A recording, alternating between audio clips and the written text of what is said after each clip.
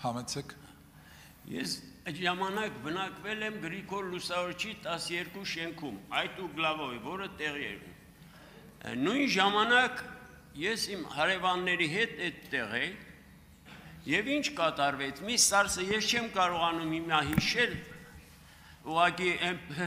ազդված, որ աչքիս առաջ է գալիս այդ դեպքը։ Ստիպ աշխատում էի, ես իջա այդպես դեպի Կրկեսի կողմը, Ազբեկը Վրասովիչյան անուն տվի, վարձացա դեպի աշխատավայր, մյուս օրը գնացի բակ, եւ գիտեք ինչ, ինձ հարևանս պատմեց, որ այդ ժամանակ իրենց ես 6-րդ մուտքում էի, 7-րդ մուտքի ապրող Սեդա անունով կինը ասել էր կանգնե, որ ոնց է կոչում նետածի դիպուկահարը իրենց մուտքով ելել է եւ մյուս օրը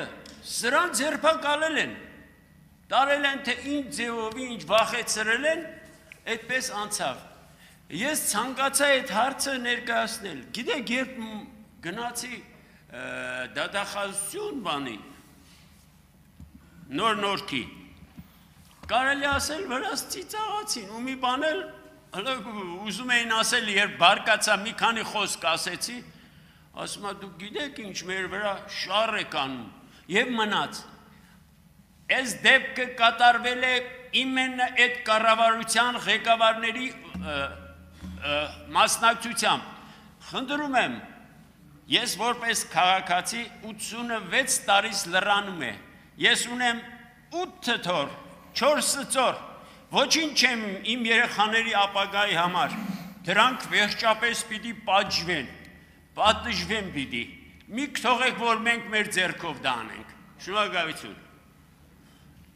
Համեցեք։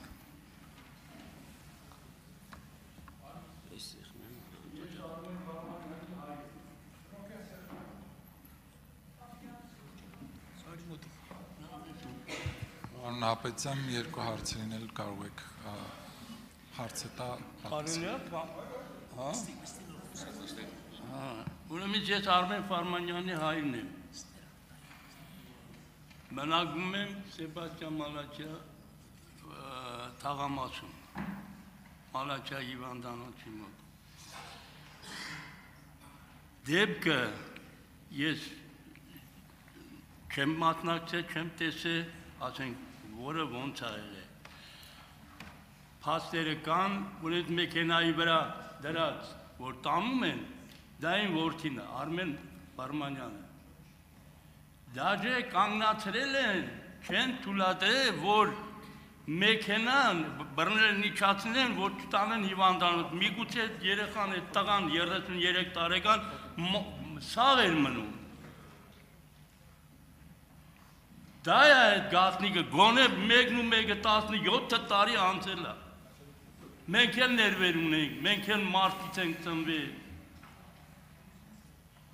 Վեցը որդի ունեմ թորներիս հետ, սաղն էլ Հայաստանի Հանրապետության համար եմ։ Այո, պահել եմ, Հայաստանի Հանրապետության համար։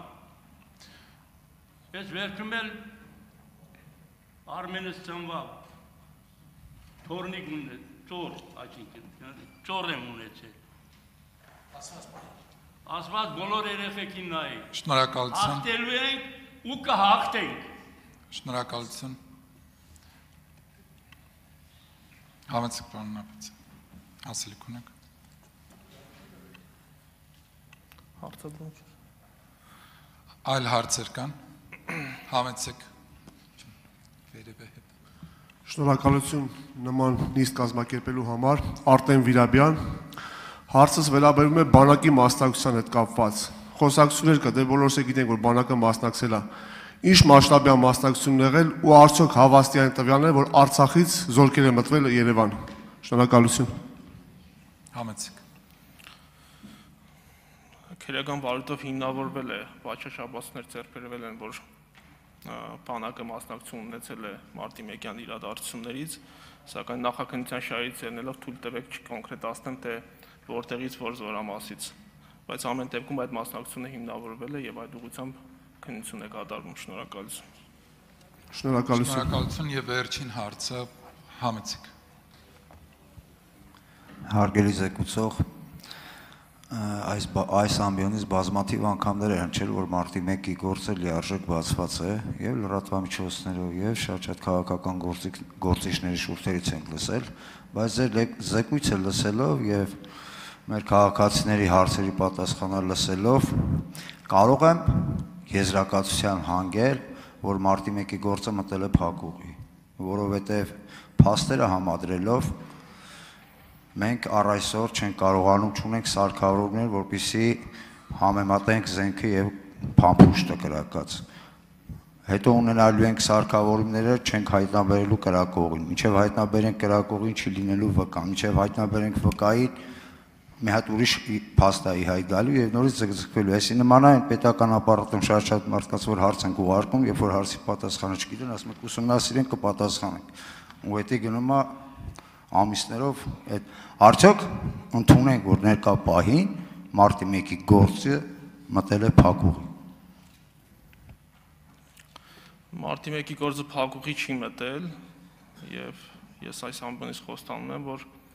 օրենքով սահմանված բոլոր միջոցներն ու հնարավորությունները կիրառվելու են, որպեսզի մենք ունենանք այս անջատված մասով նաեւ ամբողջական բացահայտում։ Շնորհակալություն։ Շնորհակալություն պարոն Նահապետյան, զբաղեցրեք ձեր տեղը։